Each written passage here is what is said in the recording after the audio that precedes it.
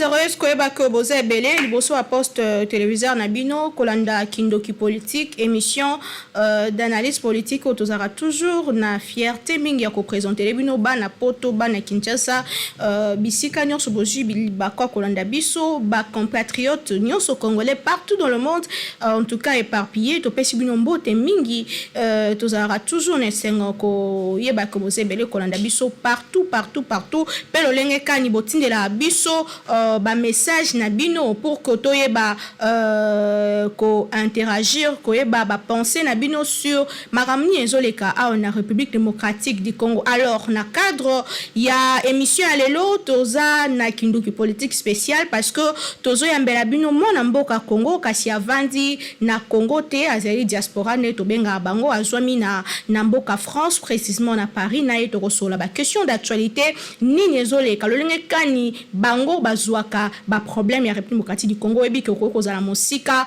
kasi motema pe makanisi na nyonso ezala bisika trésor no ezali trésor na yo ezali mboka na yo trésor na yo ezali sika bakunda motolo na yo trésor ezali bisika obimela origine na yo. Alors na cadre émission lelo tokozo yembela bino monsieur Pascal Kamani na eto kosola ba question d'actualité aza analyste politique azali mwana mboka Congo akoyebisa biso lolenge kani bango libanda bazali kokanisa zape moko ya bae oyo bazali ko sala mouvement monene na ngambo ya mikila poto o ezali bongo ba compatriotes pona ko luka ko changer mboka Congo ko investir pe bongo na bongo tokutani vraiment sima ya tango oyo pour que tozoye na nzela ya singa.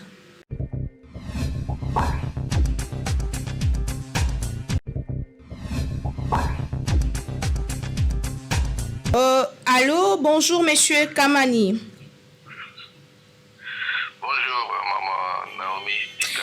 Voilà, oza déjà en direct, il y a émission Kindoki politique, na ebisaki yo que lelo osolo na bana mboka Congo partout dans le monde nanzela ya singa bisika opesa biso makanisi na yo na nini penzo zo kanisa na makambo nyonso ezoleka na mboka Congo. Merci beaucoup. Merci pour l'invitation et puis pour l'opportunité. Donc, oui, nous avons disposé pour répondre à la question. Je pense que j'espère que vous éclairez biso nyonso na ba nyonso ba olanda biso. Na ebisi bana mboka ke ozali compatriote congolais kasi ozo vanda na mikili ya poto précisément na France et ozali moko ya analyste politique pe moko ya bazali comme mouvement monene ya ko rajeunir classe politique ya mboka na biso. Est-ce que za makambu na bosani sur yo oko linga ke bana mboka bayeba? Non, néolobi kaka, néolobi, ça fait un moment, on a fait l'analyse politique pour Mambo Kanabiso, et puis, Naba Ninga Mososo, to Sanganaki, de mettre en place pour le projet à nouvelle classe politique. Et là, un projet, c'est pour monter toute une structure au niveau de la diaspora pour avoir adhésion à Congolais et permettre à Bisso de proposer projet wana pour gérer différemment mboka et puis que ça là ba réforme ou pour répondre à nos besoins la population parce que tout est que mboka on est dans un problème de gestion donc le pays est très mal géré yango biso to sangana yitobino il faut to la kisa na bana mboka le projet na biso ndenge ni to ko tambola et longona bango avec un contrat un contrat démocratique ou social entre population na biso nouvelle classe politique. Oh le et puis peuple pas voyer ça biso o ezali malamu te to sala te mais nyonso pona intérêt ya mboka na biso. Oh concrètement le lenge nini bo kokoma na bo mema ba résultat alors que boza mosika est-ce que mouvement yango eza kaka na bino ba diaspora to pe eza pe na kati ya mboka le lenge kani comment vous procédez au fait? En fait le projet est déjà mis sur pied. Tout travail qui ont déjà toujours continué toujours un projet participatif donc les Congolais n'y ont participé à l'oba et l'oko idée n'a pas pour gérer mboka les magamblés n'a pas exemple les députés pour na biso député salaire na ye aux plafonné na $1,500 parce que ceux qui ont longoli mbongo va foutre ba député au calculer salaire va dozo $15,000 donc c'est-à-dire $12,000 plus $3,000 on va baxer là-bas il y a invisible et ça il est de 15,000 mais ce qu'on multiplie en par 500 et comme il déjà na 7 millions à peu près mais tant on multiplie par 12 et même ils sont presque na $80 millions. Or ceux qui ont plafonné salaire rien qu'il y a ba député na $1,500 et vous permettre de biso foutre à 80,000 policiers ou militaires na salaire il y a $400 donc voilà un peu ba bloc autour de la population que non tout ce qui a la politique azawana pour nous servir mboka avec dévouement et non pour nous se servir azana service il y a peuple azana pour nous répondre à besoin il y a peuple au monde les biloko et matiboye dans un gouvernement mo baza irresponsable baza il faut imposer un facteur de stabilité sur le prix il y a des biens de consommation. Ma biloko e matika na Congo te monsieur Pascal Kamani. Ouais, il y a un pour like ça va tout négocier les bachers à Kamboka donc différemment. On est très élevé na Kasaï par exemple. Na groupe cet exemple que non, na 2016 PAM Programme mondial alimentaire balançait déjà alerte que non, il y aura au moins 600 000 enfants qui vont risquer de mourir de faim. Et puis annoncer que famine, il fallait y aller à Kasaï. Que non, il fallait au moins $135 millions pour mettre fin, pour éviter qu'on commence la catastrophe. Donc depuis 2016, voire même 2017, directeur exécutif, il n'y a pas, mais il y a na Kasaï. Donc on va gouverner, c'est anticiper. Ceux qui vont lancer l'alerte, il faut anticiper pour éviter catastrophe ou pour réagir en tant que catastrophe. Et les Congo, les Kinshasa, pour les bêta qui ont problème avec l'assainissement, la matière fécale est exposée aux autres temps pour que donc il y a il faut instaurer un état d'urgence et de calamité pour nettoyer ville à Kinshasa parce que l'urgence sanitaire s'impose. Donc il y a une idée où il faut ça peuple gérer mboka détournement ou dépassement budgétaire. Et là dépassement détournement et là faute de gestion. Il faut imposer des règles d'or, dépassement et ça la mater. Très bien. Pour faire face à une urgence. Pour ça, le dépassement, et ça pour détourner l'État, et puis ça d'une façon délibérée. Donc, voilà. Un projet, ceux qui ont commis prêt au en ligne, comme ça, Congolais, à côté et puis à apporter des améliorations. Après, de représenter dans l'élection parce qu'il faut se présenter. Nous en avons 500 députés préparés pour l'éducation républicaine pour nous apporter des réformes dans le Ghana. Les Kambongo, oui. Likambango pe aba élection yango na lingi to lobela mwa mukie proposition de loi oyo pesama ki na juge 13 ezala ki déjà jugé recevable ba pesi quelques ba changer quelques lignées ya loi électorale au moins 18 propositions et pesama ki entre autres kolongola seuil entre autres ko pekisa que ba suppléant bazala ba ascendant to pe ba descendant direct ba pesa ki quelques nini o eleka ki na nzela ya assemblée nationale na loi wana lolinge kani yo moni ba réforme o esalemi na nzela ya proposition ya loi électorale au jeu 13 plutôt et pesa ki na assemblée nationale. Bon, biso tozomona que non eza ko garantir pe stabilité ya mboka te sur le plan démocratique parce que ce au tali bien au tozomona triumvirat o eza que non président ya assemblée ya CENI Aza Moulouba, président ya cour suprême Aza Moulouba, ministre ya justice Aza Moulouba. Donc basale tout triumvirat wana eza na ba Tshisekedi surtout ben état compatible ba kosala tout pour rien au monde Félix il faut aleka. Mais biso nous doyez que akoki pour les gâter. Mais bango ba kosala tout aleka. Donc c'est pas vraiment crédible et puis biso tozoya na vision o ya to bengi ya géopolitique, il faut l'équilibre géopolitique, il faut imposer. Mais ndeko kadi que tangeli bisoka à 3 postes, ba poste monsieur etikali c'est que batu mususu bazali ko occuper yango. so otali ka 3 postes eza occupé na bato ya Kasai c'est que ba poste mosusu eza na bato mosusu. Il faut ça dans réforme au Parlement, des fonds en comble, pour ça la réparlementarisation. Il y a institution, donc vous allez adopter assemblée, parlement monocaméral. Sénat, vous avez besoin de mon Sénat, vous avez créé fonds sociaux ou fonds minima sociaux pour permettre qu'on foute à bateau, dans le chômage, pour salader, il faut l'État à prendre en charge de la cadre de la solidarité. Bon, on a formé tout le peuple. L'Assemblée nationale a réformé en haut parce que l'Assemblée nationale a travaillé 9 mois. Mais la Congo va travailler 6 mois. Et la loi, ils ont en France, va ça 6 mois. Il y a une démocratie habitant. Va changer en mode depuis 1995, va comment travailler 9 mois. Comment va ça 6 mois pour foutre $15 000 par mois pendant 12 mois. Et puis tout le monde va loi va faut arrêter. Donc il y a changer ma camion soit là. C'est ni pour la biso pour camoufler l'élection, donc pour participer mais dans un plan B au cas de résultats où ils allaient répondre à la volonté à peuple. Il y a un mauvais chose au Parlement pour apporter des réformes où ils sont nécessaires et puis indispensables pour répondre à nos besoins de la population surtout en urgence. Êtes-vous pour ou contre le consensus de composition bazo senga? Makambo ya élection ba biloko ba suppléant tout ça. On a pour l'anglais ils avaient bloqué mon l'exatant pour rien. Il fallait aussi un recensement de la population, identification de la population.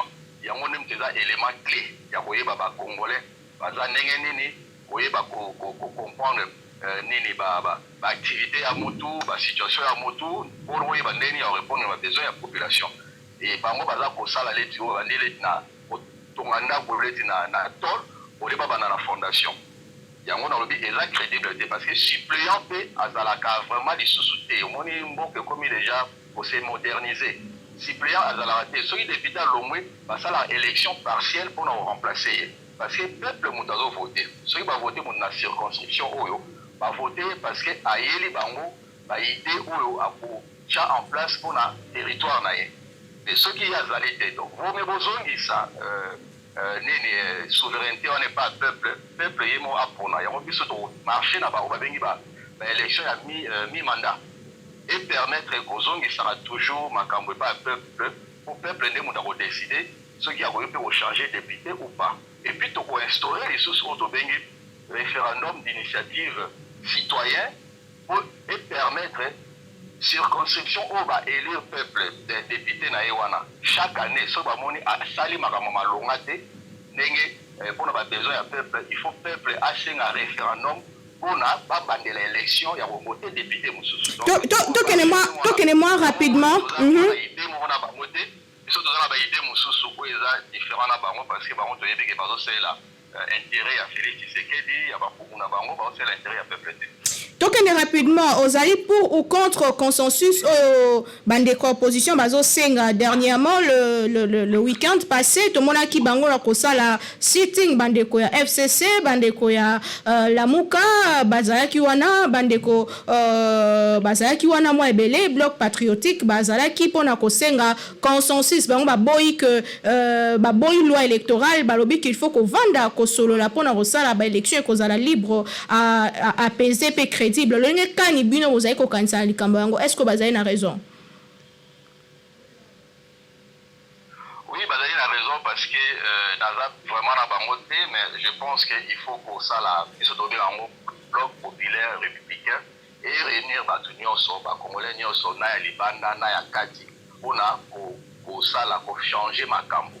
Puis surtout la plus mboka il faut que les gens soient la transition moboye to ko na mutu mwa intègre les teni mukwege to ebigeye ceux qui azawana élection ko salama bien mais bato bazana gouvernement na o maboko na bango eza kaka na makila ya bato soit na détournement soit puissance ya mbongo ya peuple to za na confiance na bango te mais bango basalaki na ndenge na bango na éviter ce qu'on va des états mais puis surtout bien des peuples mobimba to sala bloc populaire et républicain pour na pousser régime illégitime et corrompu, puis il y a des traîtres hors état de nuire et permettre de toute chaque transition moro boywana pour permettre Mboka transition alors que nous sommes en plein mandat. Transition alors que le président a en plein mandat. Pour ça va confiance des ming bazaki nommé et puis ming bazana transhumance ceci cela. Bon, il faut pas banana d'abord pour le banon. Biso le la trait de vie na biso est belé pour les gars il y a pas fonctionnaire. Donc banana au quitte ça parce que ceux qui bozo ya ko solana pas bozo ya le bana combat peuple. Mais peuple en va souffrir bien aux bien. Il fallait pas le banana d'abord pas la décision il y a ko réduire trait de vie à l'institution de 3/4. Parce que le gouvernement est na kati ya politique et dans na iloko ba bengaka ba activité ils la soutenir par 4 éléments. Il y a d'abord les dépenses de l'État, il fait dans la NAC, il y a plus ça 90%. Or il faut qu'on ramène à 15 à 20%. Il sont dans le projet na ces années voilà. Et ça na on va bengi deuxième pilier et la consommation de ménage. Il faut qu'on paie ça bongo pour foutre d'abattre malamu pour pas consommer. Il y a un peu de créer même des minima sociaux pour permettre aux chômeurs bazorata même $30 par mois et permettre de vango baïba au moins qu'on se prend pour ça la face na ba déjà il y a première nécessité il y a qui même au cinquième service alors c'est un open transport au fauteuil. Il y a un exemple pour la vie c'est ça inhumain il faut créer revenu social et permettre de se maintenir. Troisième élément, c'est investissement. Rapidement, oui. Ce qui l'État est à 80%, il y a budget. Du coup, il faut investir dans l'année. Donc, il faut investir. Quatrième élément, c'est l'exportation. Or, l'exportation, il faut tout un projet, tout un programme. Il y a pour soutenir l'industrie, l'entreprise, petite et moyenne entreprise, agriculteurs, nous sommes en place une caisse de dépôt et de consignation. La caisse nationale de péréquation. Mais pour transformer en une caisse de dépôt et consignation pour permettre au territoire et pour se développer, pour aider Farambongo avec Tomo Rébu pour se développer. Et puis pour créer sous banque FPI pour transformer en une banque. Pour banque, il y a artisanat et artisanat petite et moyenne entreprise peut permettre aux Congolais ou à une activité à besoin de crédit parce que banque de MTP Saga et accompagner le développement en Boka. Congolais phase l'accès à un projet, à une activité pour soutenir pour permettre de Boka et tout moment. De Pascal Kanik, voilà. Pour la RSE, il faut qu'on réduise le train de vie à l'institution. Mais projet Nabino, Eza Moulaï. Projet Nabino, Eza Moulaï, pe Soukal Mingi, peuple Zomi Tuna, wan Eza Ndoto, Eza Kamaloba, Topeka Makambo, Bokoma qui n'a papier, pour Kokisama, n'a duré à combien de temps? Parce qu'il faut être concret. Baguette magique, exacte quand même. Eza makambo to vivaka omoni eza makambo to vivaka to fonctionnera na kati ya makambo wana contrairement à diaspora au bazo vers diaspora diasporique ou diaspora to bengi incompétente inutile au bazo gérer mboka mais biso toza diaspora oyo baza na ba compétence oyo baza na expérience yango tozolo makambo oyo to sala yango na bito sala contrat la population to koyebisa biso to sala boye soki mpe tokokite toyebisa no tokokite mpona boye bino mpe babengani bino donc yango babenga yango projet participatif na budget participatif mpona kogere mboka très bien tokomi compétence ne moto ezoloba na expérience et non compétence tokomi na suka tozotravaille yango na baexpert na baspécialiste ya badomaine nyonso donc eza eloko moko très sérieux makambo moko ezalaka très sérieux omoni bato baza na pouvoir batikala kose préparé te batikala jamais koyoka bato balobi na bino discours oyo yango tozolakisa non il y a une différence entre biso na bango biso toza diaspora oyo eza utile oyo eza compétente oyo eza na expérience et bango baza diaspora oyo eza inutile oyo baza incompétent et puis baza na expérience te baza na vision te donc voilà biso toza na vision et puis toyebi ndenge to remettre en place vision ezalaka mpona répondre na babesoin ya population. Très bien. Tokomi na suka bato bajuge kaka na baaction en fait bajuge na baaction parce que c'est pas bien koloba omoni bato mosusu baza na savoir parler mais bazolakisa savoir faire na savoir vivre. Donc je préfère pas juger biso na savoir faire, na savoir vivre ndenge tokoya kocha makambo nyonso na intérêt de la population avec humilité et non avec orgueil. Tokomi vraiment na suka ya émission Kindoki politique ezalaki spécial na monsieur Pascal Kamani Mokola lelo yambo benga bana Congo pour ba adhérer na mouvement na bino parce que na Kinshasa pe bozali boza partout dans le monde yebisa biso lolenge kani une année après instauration état de siège bozali ko observer situation sécuritaire na République démocratique du Congo même de loin bolanda ba information toza tout le temps ensemble. Comment est-ce que vous allez évaluer en gros ce qu'il faut pour ça bilan topé résultat moko pourcentage et ça combien?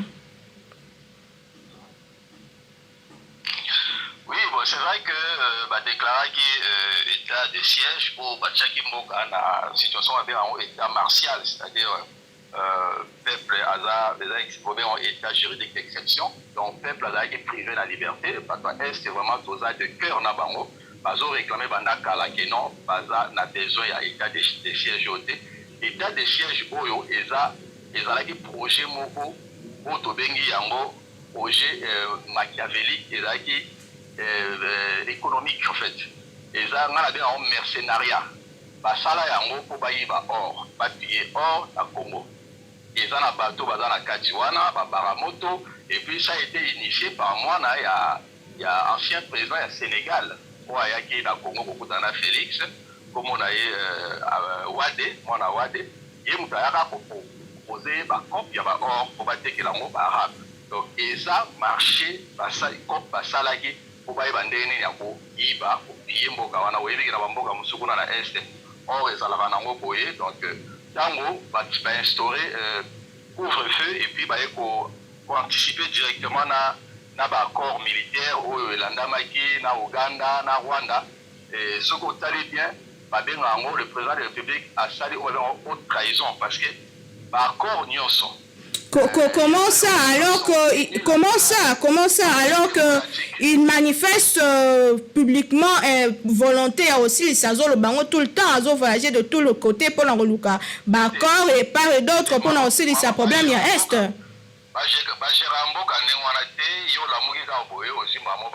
décision tout ça même si le parlement il y a transhumance ou bien au sofa bango na bachi mais ça la semble à un débat pour l'Ouganda pe basala yi débat on a aussi accord il fallait financer. Donc, agir la décision d'une façon unilatérale, irresponsable, et puis, n'a pas même anti contre la démocratie. Donc, on peut dire qu'il n'y a pas de résultat selon vous. Selon vous, il n'y a pas de résultat. Il n'y a pas de résultat. Jusque-là, il n'y a rien. Il ne va rien se passer de toutes les façons. Une année après, par exemple, même incapable d'en faire sa bilan. Mais je pense que le fait que le président a engagé c'est même le lot en Afrique de l'Est, organisation Afrique de l'Est. Oui, organisation régionale, il sera basé sur un pays où vous partagez histoire, la culture commune.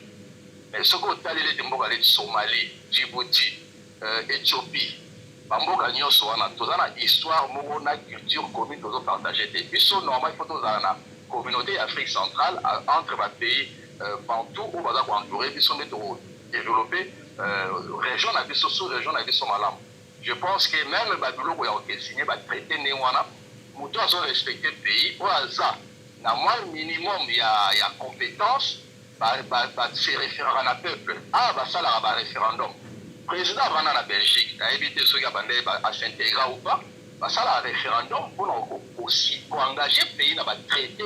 Mais le fait qu'il y a Kobengi sa table ronde, n'est-ce pas une référendum. Peuple ne dit pas l'oba. Ils sont tous au pouvoir, tous aux contrats, tout devant tout le monde, tout le peuple, pour continuer ou pas. Donc voilà, moi je pense qu'il faut toujours respecter le peuple, considérer le peuple, mais Makamba Sali, ça prouve que non, c'est pas lui qui dirige le pays, il a un intérêt personnel, il y a pouvoir pour le pouvoir. Alors ça, on n'a pas fait ça, deuxième mandat. Le fait, il y a Robin sa table ronde, n'est-ce pas une façon de relaxer aussi? Le fait il y a Robin sa table ronde, que le député, est-ce une façon de l'accepter volonté, de l'accepter volonté, de l'accepter ma candidature à Batumususu. Sinon, il a quoi que ça, on va continuer kaka. Ce qui a il fallait aloba ndenge président ya Burundi alobaki que non, a reconnaître que non, le Congo est attaqué par le Rwanda, le Burundi et l'Ouganda. Il y a un force étrangère union sopé et du Congo. Je pense que mais il a dit là il y a passage na Nairobi. Il a dit ça tout haut. Ce sont des mouvements autochtones. On va revendiquer territoire na bango, bali ba garder territoire na bango, baza se rebeller contre autorité pouvoir ya Kinshasa te bazande ko kunda pona sécurité na bango bi ba garder ba territoire na bango. C'est un mouvement autochtone. Moi je pense qu'il faut soutenir le mouvement là pour savoir ba moyen ba travailler na armée so ba travailler na FARDC ou est commandé par ba officier ou baza sérieux ou baza ba officier de carrière bien formé pour mettre fin à biloko wana nyonso. Je pense que c'est ça la meilleure solution parce que ceux qui nous ont dit on a nommé Batu ya DDRCS, on a nommé Moto Azar Rwandais, ou Azalaki na M23, ou Aboma Batu Kivu. Dialogue. Parce que je pense qu'il faut quand même que ça la haute tribunal pénal international pour sanctionner les criminels. Il y a nommé les criminels. Bon, il faut sanctionner.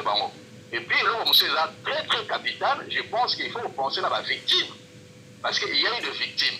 Ba veuve bazana ba orphelin bana mususu batika ba maman na bango azana 2 ans bana mususu ba viola bango. Je pense qu'il faut fallait d'abord penser d'abord na ba victime wana nyoso oyo bandeni ya ko sala réparation ya ko accompagner bango quand même na traumatisme wana et puis oyo bandeni ya ko créer tribunal pour sanctionner les criminels. Mais il y a ça les contraires à préférer tout que la impunité. Donc voilà très bien pour instaurer l'impunité na Congo d'une façon pérenne.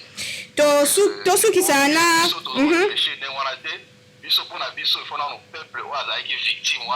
Il faut trouver moyen de réparer traumatisme et puis pour accompagner de sorte que non va se sentir protégé par l'État congolais. Votre mot de la fin, un message un message na peuple congolais au azolanda aux population congolaise surtout ba baza na République démocratique du Congo pour toyebi que biso ba eto vandara a boyebi na situation ni sociale vraiment peuple azali ko vivre. Moi message moko elikia o yo na part na yo étant que leader koki ko pesa na bana mboka ekozalani ezape mot de la fin na yo pour na aussi ces missions alelo. Merci beaucoup.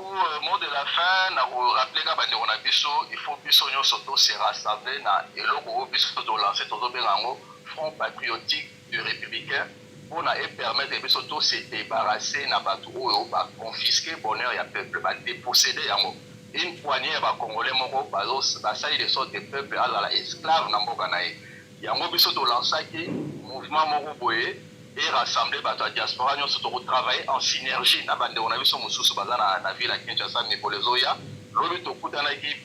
samedi, pour la première fois, il y a un mettre en place un projet autobengi à nouvelle classe politique pour rejoindre Bisso pour na quota là, nous gérer Mboka différemment. On a fait quand même quelques exemples tout au long de l'émission, nous travailler sur le salaire, pour ça, nous avons tension salariale, ils ont un cinquième entre fonctionnaire na député. Donc bilo union soana ils ont intérêt en boka yango pour rejoindre biso na kati ya mouvement oyo. Bozana siège à la ville province à Kinshasa. Oui, je pense que d'ici là bandero biso bazana doza na contact na bango, je sais pas au courant de la semaine, bango pe bako sala déclaration, bako sala déclaration devant médias, devant les journalistes.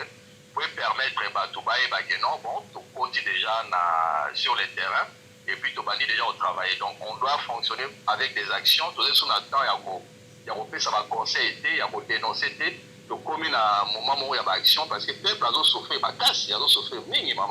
Au moment où il y a ni foi ni loi, etali bango te. Donc je pense que il est plus que temps totelema biso moko. Le peuple est souverain. Tomonaki on a Algérie et Salamaki, tomonaki on a Égypte et Salamaki. Il faut qu'il y ait une révolution dans le but de qu'il y ait une révolution. Force on a sauté dans biso ensemble. Batuana banguna na biso na ba prédateurs oyo baza kobenga ba ko tirer ba ficelle derrière bango. Très bien. Toujours. La voix du peuple est la voix de Nzambe. Surtout que demain.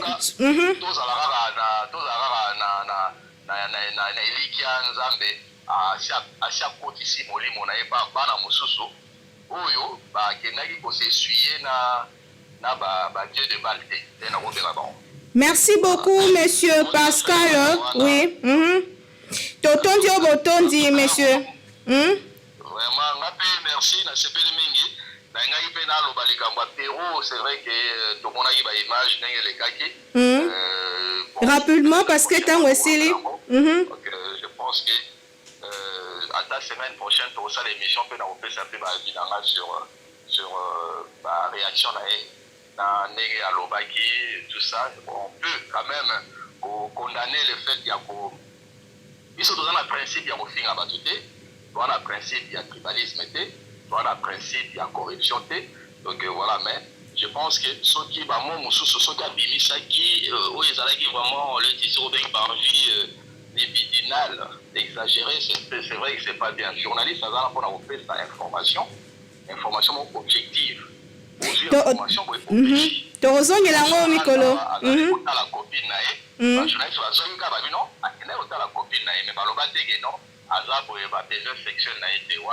ceux qui jugent à condamner mon truc pour relayer décision de la juge dans la qualification.